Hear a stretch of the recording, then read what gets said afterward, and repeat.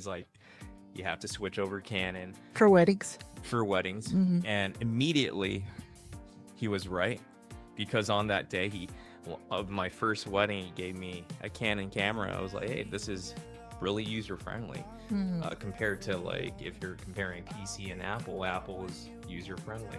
But there was still no clear instructions how to run your own business, because we read, like, you read many books of business, is right? Afterwards. We're after, yeah. And you found that, I remember one day you asked me, do we have a business plan? Do we have a system? all these questions that, you know, I don't think about being the owner, being in business for 3 years and just driving the business without a business plan. I think it was longer than that. It was messy. Yeah. To begin with. But then, now we understand, looking back, once we start to apply what you've read, systems. Things start to be more clear. Yeah. And so, going through all that trial and error, I felt, what are the number one thing that you can think of when it comes to our couples feeling confident and trusting us?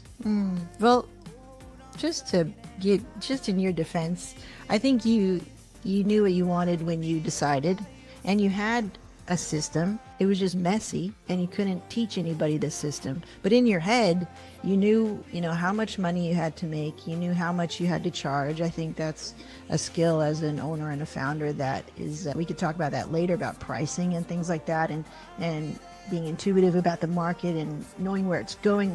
There's all that stuff that, as a founder and as an owner, I think you had that innately, which is really cool. Ding. So what made our clients feel secure, confident, and confident, and put a lot of trust in booking us? Yeah, I think so.